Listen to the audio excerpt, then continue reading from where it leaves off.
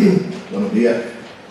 Cuando Víctor contactó conmigo para participar en este homenaje, se me planteó la duda de cómo enfocar una ponencia acerca de un personaje tan importante, con una actividad o una labor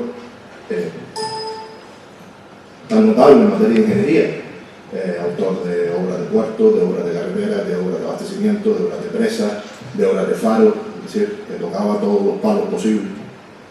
Y aprovechando que el Consejo Insular de Aguas, que es donde desarrollo mi labor profesional, por la mañana, por la tarde soy profesor asociado en la escuela, aprovechando, como digo, que el Consejo había donado, había cedido al Museo de León y Castillo, en Telde, 3 proyectos de don Juan León y Castillo de captaciones de aguas subterráneas, proyectos muy pequeñitos, muy modestos en ese aspecto, pero que, como verán, tenían ciertas facetas novedosas y que son plenamente, digamos, vigentes en la actualidad. Aprovechando esas 2 circunstancias y además con la reciente tramitación del plan hidrológico, del nuevo plan hidrológico de Gran Canaria, no sé si han visto noticias al respecto, pero bueno, está en tramitación el nuevo plan que sustituye al plan de 1999, que fue el primer plan hidrológico. Pues hemos planteado esta ponencia como contribución de don Juan León y Castillo al conocimiento de las captaciones de aguas subterráneas, pero desde el ámbito de la gestión. ¿Vale? Bien, gestión de los recursos hídricos. ¿Qué conocemos por gestión o planificación de recursos hídricos? Pues son el conjunto de acciones, políticas, una palabra un poco más fea, encaminadas a gestionar las demandas a partir de unos recursos hídricos naturales y o artificiales. ¿Qué entendemos por recursos hídricos naturales? Pues vamos a entender las aguas superficiales y las aguas subterráneas, que se producen de manera natural por la climatología y por el funcionamiento geológico y hidrogeológico del medio. En Canarias, en general, y en Gran Canaria, de forma muy particular, ha aparecido ese segundo término, que son recursos hídricos artificiales. Son los recursos hídricos no convencionales, si se entienden o así se definen en la planificación, que en este caso van a ser la desalación y la depuración, o la regeneración de agua. ¿Vale? A todo ese conjunto de acciones encaminadas a gestionar la demanda y los recursos, se le agregan ámbitos complementarios, como la sostenibilidad ambiental, el bienestar social, la economía, etc. Ámbitos que en la actual configuración de máxima producción de recursos no convencionales, es decir, de recursos artificiales, fabricamos agua, hablando, digamos, en términos más coloquiales, adquieren una importancia muy notable. Sostenibilidad ambiental, pues a nadie se le escapa que tenemos que vigilar porque el medio sea sostenible, porque no haya contaminación, porque el consumo de energía sea lo menor posible, etc. Bienestar social, de acuerdo, todo eso hay que hacerlo, pero también tenemos que garantizar que todos tengamos agua, que el sector agrícola tenga agua para poder crecer, etc. Y economía, todos esos ámbitos los tenemos que cuadrar gastándonos el menor dinero posible. Bien, se trata de un ejercicio que no es sencillo, y el mayor exponente de ese ejercicio es el plan hidrológico de cuenca. ¿Vale? La ley ha definido las cuencas en Canarias isla por isla, y cada una de las islas es una cuenca independiente. Por lo tanto, cada isla tendrá su plan hidrológico. Evidentemente, cada isla distinta. Hay islas con mayores recursos naturales, sobre todo de la provincia de Santa Cruz de Tenerife, y hay islas con muchos menos recursos naturales, Gran Canaria, Fuerteventura y Lanzarote. Siendo de esas 3, Gran Canaria la que de alguna manera compagina más la producción industrial de agua con el uso de aguas naturales, superficiales y subterráneas. Dicho esto, el desarrollo de esas acciones es nuevo, se circunscribe al año 99 en el que se aprueba el primer plan hidrológico y ahora 2015 en el que se aprueba el segundo, o viene desde allá. No, eso no es nuevo. Ahora tienen nombre el plan hidrológico, pero antes habían acciones. En el siglo XXI vamos a hacer un análisis, digamos, de atrás hacia adelante, o al revés, empezaremos por el siglo XXI y acabaremos en la fecha en la que don Juan León y Castillo redactó esos proyectos. Mi primera mitad del siglo XX, principios del siglo XX, que fue cuando se redactaron esos proyectos. En la actualidad, un auge absoluto de la producción industrial. Hablo, en este caso, solo de Gran Canaria. Las aguas superficiales y subterráneas se utilizan, pero como complemento a la producción industrial de agua.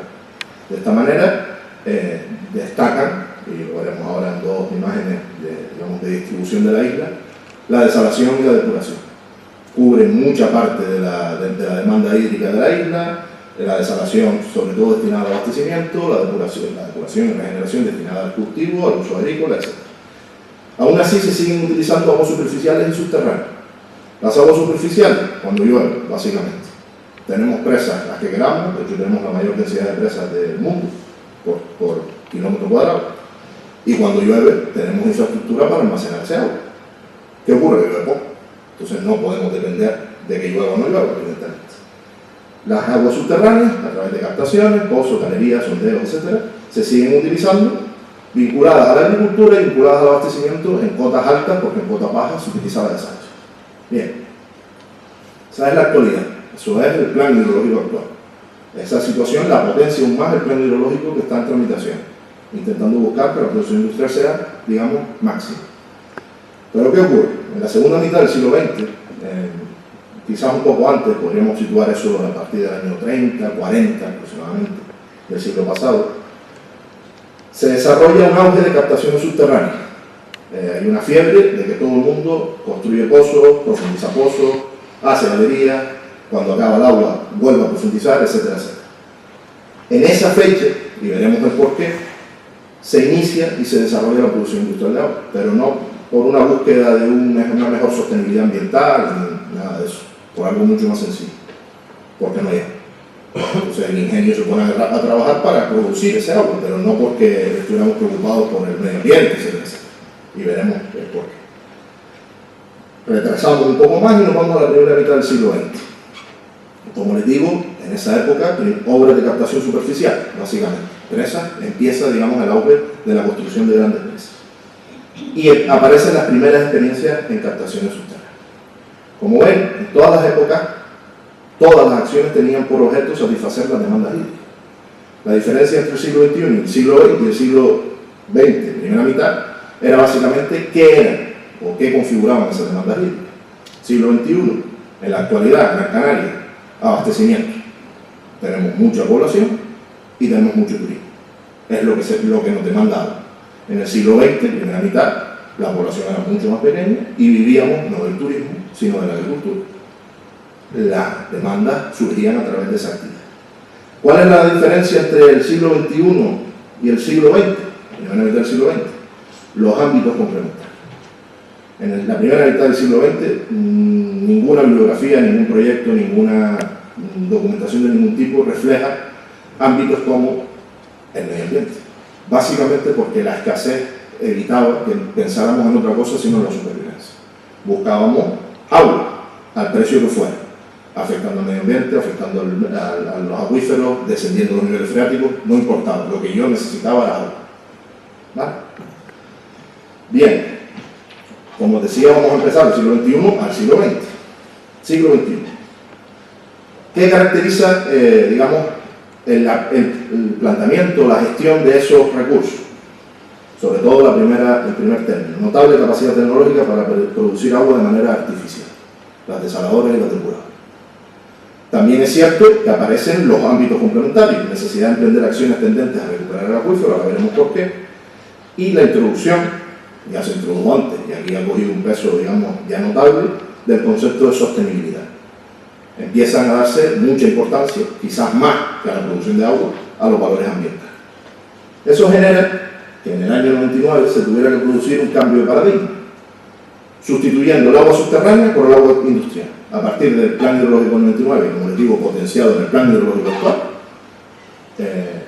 adquiere mucho peso la producción industrial de agua mediante desaladoras y mediante desaladoras. Tanto peso como que, ahora veremos, ejemplos, desaladora de Roque Prieto, de distribución insular de agua, desarrollo de tecnología, sobre todo ósmosis inversa, que ha adquirido una capacidad de producción notable con un gasto energético asumible, y la construcción y desarrollo de grandes depuradoras. Pongo la depuradora de Barranco Seco, la depuradora de la capital, por una razón, porque es el núcleo de donde sale el agua, la mayor parte del agua regenerada de la isla. La depuradora, que es propiedad del ayuntamiento, gestionada por Emalsa, genera agua depurada, y la sede a un tratamiento terciario que se ubica en esta zona, que es el proceso insular de agua, en el que se produce, como les digo, la gran parte del agua que se distribuye agua regenerada por la isla. ¿A través de qué? Esta sería la capacidad de desalación actual, año 2007, por eso le digo actual relativo, en Gran Canaria, Destacan las grandes desaladoras vinculadas sobre todo a los núcleos urbanos, sobre todo a Las Palmas de Gran Canaria, con en torno a 115.000 metros cúbicos día, Arucas Moya 16.000, Roque Prieto, Agragua y Boca Barranco suman entre todas 35.000 metros cúbicos, y por el sur, sobre todo la del sureste, muy importante, esta privada, Unirco también es privada, y la Burra, que es privada pero vinculada al servicio público. De aquí se cubre la gran parte del abastecimiento urbano y turístico de Gran Canaria. Hay algunas, por ejemplo, Arucas Moya, algunas partes de estas tres, que se dedican al suministro de agua agrícola también, para determinados cultivos, sobre todo la platanera, que precisa de una calidad de agua un poco mejor que la que actualmente, aunque bueno, también es un tema de gusto, básicamente. Digamos que el agua regenerada, los agricultores de platanera no les gusta el agua regenerada y sí les gusta el agua desalada, pero bueno, también es verdad que han tenido malas experiencias en el pasado. Y como les decía, antes con la depuradora de Barranco Seco, esta es la red de aguas regeneradas de Gran Canaria. ¿De acuerdo? Desde esta zona, que es el centro neurálgico de dicha red, se transporta agua hasta el sur y hasta el norte. Este tramo de red, el del norte, es además reversible, puede ir agua hacia allá y hacia acá. Con esto hemos logrado que gran parte de la agricultura, cada vez más, y no todo lo que quisiéramos, se cubra con agua regenerada. ¿Qué ha generado? Que se han empezado a dejar de explotar pozos. Y lo que sí es cierto que ha ocurrido es que empieza a recuperarse el nivel freático general del acuífero de Gran Canaria. Por lo cual la política es correcta, o por lo menos eso parece. Pero bien, ¿por qué fue necesario cambiar el modelo, invertir todo este dinero, que no es poco, en ese modelo? Imagínense construir todas estas desaladoras, construir todas estas depuradoras, construir todas estas redes, etc. Pues por lo que ven aquí en esta zona.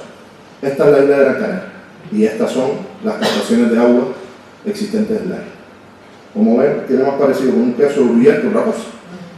5.500 expedientes, 4.600 puntos de captación de agua, 600 pozos, 600 galerías y actualmente 1.300 captaciones en uso. Esto es, digamos, una foto fija de finales o mediados, más bien, no, finales del siglo XX, de la segunda mitad del siglo XX. ¿Qué generó todo este problema? Pues generó una disminución progresiva del volumen extraído. No era sostenible ese modelo de captación con el acuífero. El agua que entraba en el acuífero era mucho más enorme en volumen que el agua que nosotros sacábamos mediante los pozos. Por lo cual, disminuye los volúmenes, empeora la calidad, se genera una intrusión marina galopante en algunas zonas, tenemos fotos ahora, o mapas de la isla, y unos descensos de niveles hasta límites de rentabilidad. Cuando gente de fuera viene aquí, de Israel, hasta de Israel, y sobre todo de la península, y pregunta las profundidades de los pozos, se tiran manos a la cabeza. Pozos de 400, de 250, 500 metros de profundidad. Y simplemente preguntan, ¿y eso es rentable? No, energéticamente no es rentable. Pero en estas fechas no había otra opción. Era lo que había. Bien. Siempre fue así. Siempre fue como esta foto. Como principios del siglo, 1904. Además, vamos a una fecha en la que en 1903 es el proyecto, del que vamos a hablar posteriormente. Estas eran las captaciones existentes aproximadamente en la isla de Gran Canaria. Muy poquitas. Las altas, digamos, las que están en zonas de medianía, funcionaban bien, no tenían intrusión marina. Y las bajas, sobre todo Las Palmas, sí presentaban intrusión marina, eran captaciones muy pequeñas destinadas al autoconsumo. 1924. Cada vez más captaciones y sigue existiendo zonas de intrusión marina en Arucas, en Las Palmas y en el sureste. En la aldea, un poquito, y ahora veremos la diferencia. 1944, seguimos abriendo. 1964, ahí está el salto. Anterior, poquita, muchísima. Este modelo de funcionamiento, este modelo de producción hídrica, empieza a mostrar indicios de agotamiento. empieza a haber menos volumen de agua disponible, empieza a tener una mayor profundidad a nivel freático, con lo cual las obras de captación tienen que ser mucho más profundas, y empieza a haber empeoramiento de la calidad. Lo que, digamos, lo que se conoce como intrusión marina, técnicamente no deja de ser lo que los antiguos conocían como que los pozos se picaban. Empezaban a perder calidad por salinidad del agua, por salinización del agua. Veremos, cuando terminemos esta secuencia, que es un problema real, un problema complicado de resolver, y que aquí se ha resuelto de la mejor manera posible, pero solo tiene una solución: echar el cierre a muchísimos pozos, la gran mayoría. Como decíamos en el anterior indicio de agotamiento del modelo, 1984 el modelo ya cambia. Entre el 64 y 84 empieza el desarrollo de las técnicas de producción industrial de agua y empiezan a aparecer estos reservorios artificiales de agua que no dejan de ser las desaladoras. Empezamos a meter en el sistema agua artificial, de manera artificial, que proporciona agua de calidad, con un coste energético elevado, pero el agua aparece. Esta misma tendencia se ha multiplicado por muchísimo en la historia. Bien. ¿Qué generó esto? Todo este sistema. Pues estos mapas. Aquí tenemos los mapas de isocloruros entre años 1970 y 72, 1990, 92 y 2007, 2008. Centrémonos básicamente en los colores de naranja, rojo y, digamos, rojo más oscuro. En la zona, en el año 70-72, las zonas críticas de contaminación por la intrusión de agua de mar se centraban en el sureste de la isla. En el 90-92, efectivamente se sigue centrando en el sureste, pero ya la introducción, la penetración de esa agua de mar ya alcanza, digamos, longitudes muy importantes. Y del 2007-2008, pues bueno, tampoco es que haya empeorado demasiado. Sí aparece, una zona importante entre Aldea, Gaete, y aparece Aruca, que no tenía ese problema. Esto todo se mantiene, quizás está mejorado un poquito a la baja, etc. Como les decía, este problema no tiene fácil solución, y sobre todo una solución a muy largo plazo. Es una solución que pasa por suspender explotaciones de agua, de captaciones de agua subterránea, y dejar que el tiempo vaya empujando esa agua de mar otra vez fuera de ahí. Pero claro, eso en plazo a veces es muy complicado. ¿Solo se generó este problema? No, hay otro peor: los nitratos. Este es el mapa 1970-72, 97-99, 2007-2008. Como ven, la contaminación por nitratos por encima de 50, ahora les comentaré el valor 50 a qué se debe, es, digamos, galopante. El valor 50 es el valor fijado por una directiva europea que dice que por debajo, en el derivado de que por debajo de 50 el agua subterránea con un contenido de nitrato menor a 50 se puede destinar al abastecimiento, y por encima de 50. Entonces, digamos, se ha generado ese mapa de colores rojo, amarillo, para ver qué solución, o digamos, en qué situación se encuentra la isla. La situación es complicadísima. ¿Vale? ¿A qué se debe esta situación? ¿Solo al abono, digamos, a la actividad agrícola y al abono excesivo de esas parcelas? Pues no.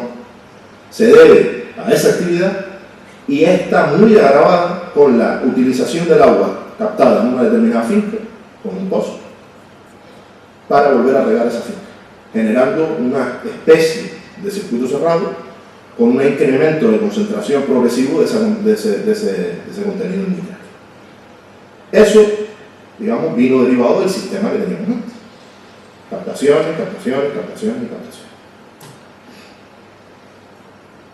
Traducción de todo ese empeoramiento.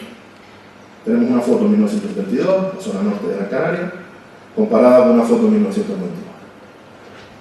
1972, zona cultivada; 1999, abandono de la actividad agrícola. El empeoramiento de la calidad en los pozos acaba generando que no haya agua para correr. Entonces tenemos un problema. Evidentemente este problema también se agravó con el auge del turismo y el abandono de las actividades por cambio socioeconómico, pero también, y de una manera muy notable, por la ausencia de recursos hídricos, que es por donde hemos empezado. Bien. A lo que digo, principios del siglo XX, la figura de don Juan Gamio Castilla. se detecta la necesidad de cambio de modelo. Desde el siglo XIX, finales, mediados del siglo XIX, existían pozos agrícolas, pero de muy pequeña profundidad, destinados al abastecimiento de pequeños volúmenes de agua. Empiezan a detectarse grandes esfuerzos a principios de siglo en ejecución de grandes obras de almacenamiento de agua superficial. Les cito aquí la presa del Pinto, porque tendrá relación, y don Juan lo citó en su proyecto, pero realmente él se encargó de hacer incluso un proyecto de gran presa, que es la presa de Martinón, en Las Palmas de Gran Canaria, que ahora mismo fue puesta rellena y nunca puedo decir, pero bueno, eso es un anecdótico. Pero ¿cuál es el problema y por qué les comento la necesidad de cambio de modelo? Los caudales naturales no son suficientes para atender las demandas, que se incrementan en esa fecha y en esa época derivada de una gran actividad agrícola, sobre todo por la implantación de cultivos de plata. Don Juan, y lo veremos ahora en un extracto que vamos a hacer de la memoria de su proyecto, detecta, Don Juan y otros más, detectan la necesidad de ese cambio de paradigma. Y por ello se redacta en el año 1903 el siguiente proyecto, que se tituló Proyecto de alumbramiento de aguas subterráneas en la zona comprendida entre el barranco de San Andrés y las fuentes de Quintanilla, incluyendo la subalya que discurre por los barrancos de Tarajal y Quintanilla. Bien, les he transcrito parte del texto porque sí que cuesta un poco leer. Les leo: la explotación que trata de llevar a cabo la Sociedad Liga de Propietarios y Comerciantes está situada en la fertilísima zona de los bañaderos, en el trayecto comprendido entre este pueblo y el barranco de San Andrés, y tiene por objeto el riego de los fértiles y numerosos terrenos de esta jurisdicción. Un comentario: la Liga de Propietarios y Comerciantes es una sociedad que se constituyó más o menos en esa fecha y que, según he leído, tampoco he tenido, más tiempo para investigar en ese aspecto, se creó con intención de generar una caja de ahorro, una especie de caja de ahorro para inversiones en determinadas obras. Pues esta Liga de Propietarios fue la que encargó, como en el Castillo, este proyecto y otros dos más que se proyectaban, mejor dicho, en el término municipal de Moya, aunque de eso sí que es verdad que no se llegó a ejecutar mucho. Los cultivos anteriores a la platanera no exigían para vivir tanta cantidad de agua como aquella, por lo que el caudal de las heredades de Tarucas, la agricultura, la agricultura se desarrolló en buenas condiciones y sin la escasez que actualmente se siente. Pero caen los cultivos anteriores siendo sustituidos por las plataneras que exigen riegos abundantes y periódicos, encontrándonos con que la cantidad de terrenos en explotación no dispone de agua suficiente para su riego, teniendo aquí la razón única de los precios elevadísimos que aquella alcanzan en los veranos. Para atender a las más urgentes necesidades se construyó la presa de Pinto, de la heredad de Tarucas, pero al mismo tiempo, y creyendo que aquella suministraría agua con exceso, se dedicaron nuevos terrenos al cultivo de las plataneras, por lo que poco o nada se adelantó por los agricultores a causa de las nuevas demandas, habiendo adquirido el agua después de haberse construido la presa de Pinto, precios que no habían calzado antes. Aparte de los terrenos a los que nos hemos referido, existen otros muchos con muy buen suelo y subsuelo, pero que no pueden dedicar a tan importantes cultivos por la imposibilidad absoluta de regar.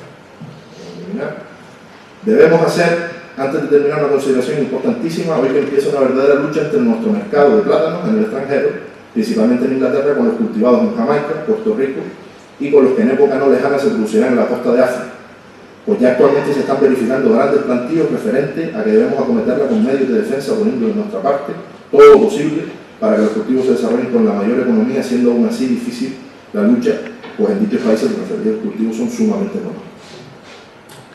Como ven, el proyecto, la exposición de motivos de la memoria, pues es un suerte de plan hidrológico, hablando de demandas, de recursos, de problemas sociales o socioeconómicos derivados de competencias, etcétera, etcétera.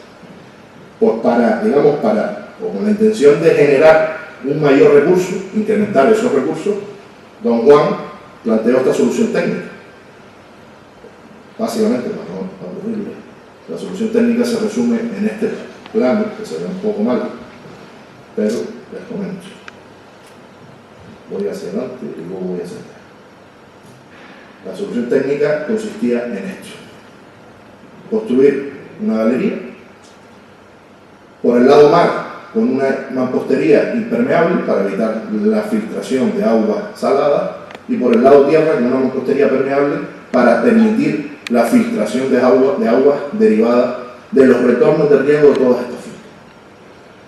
Toda esta galería se construiría en el litoral de lo que actualmente es San Andrés y Quintanilla, llevando agua desde lo que se conoce como Fuente de Quintanilla hasta este punto y el barranco de Azuaje hasta este punto. En este lugar se instalaría una estación de bombeo, una máquina de vapor, y se llevaría el agua a un depósito de nueva construcción. Con este agua se regarían todas estas superficies y todas estas superficies. En origen, la idea era perfecta. El problema, perdón, los retornos de riego, por eso les he puesto la flecha en naranja. Este sistema, con lo que actualmente conocemos, provocaría lo que vimos antes en los mapas de isonitrato. Cada vez el agua tendría mayor contenido en nitrato y llegaría un momento que el agua no sería, digamos, asumible para el riego. Pero la idea, con aquel conocimiento, era novedosísima. Como les decía, voy hacia atrás. Estos son, porque el plano de planta es demasiado grande y no se ve, estos serían extractos de ese plano de planta y la galería de recogida que les comentaba anteriormente. Bien. Presupuesto estimado hasta ahora. El presupuesto realizado en el proyecto era 130.193,80 pesetas. ¿Qué se hizo hasta ahora? Pues relacionado con esta obra está esa casa de máquinas, este inicio de galería, esto visto desde fuera, porque los actuales propietarios la tienen cerrada para que no entre nadie, y esto es visto desde dentro.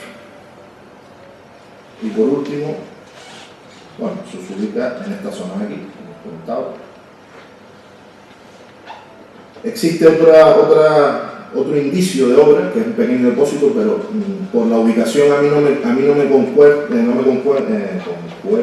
con el plano del proyecto de Don Juan León y Castillo, aunque los ancianos del lugar dicen que sí tenía que ver con esa obra, no se lo menciono ahí por si acaso. Bien, ¿qué conclusiones podemos sacar, he sacado de esta ponencia? En el año 1903, Don Juan León y Castillo, entre otros profesionales, dan rienda suelta al conocimiento con un simple pero ambicioso objetivo: maximizar los recursos hídricos disponibles de forma que sea posible atender las demandas existentes. Un siglo después, estamos en la misma, seguimos luchando por lo mismo. Muchas administraciones, empresas y profesionales dedican su día a día a intentar lograr la igualdad, recursos hídricos, demandas hídricas. Con una diferencia: la evolución tecnológica ha permitido que el término recursos hídricos sea casi infinito, desde el punto de vista que nosotros, poniendo el número de desaladoras que queramos, podemos generar el volumen de agua que queramos, evidentemente, pero con un precio y con un coste ambiental, energético, etc. El reto es optimizar no los recursos que los podemos producir, sino la demanda, sin comprometer el desarrollo, logrando la sostenibilidad del modelo. Y como colofón, esta foto, no se las he puesto antes, es de dentro de esa casa de máquinas que vieron antes. Actualmente eso ya no es un pozo, ni es una galería, es una desaladora, ¿vale? En la que se produce pues, bastante agua, de la que se consume en la cuenca de Arucas para regar esas plataneras. Esta casa la compró una sociedad agraria de transformación y sustituyó todo lo que tenía por un sondeo y una desaladora. Gracias.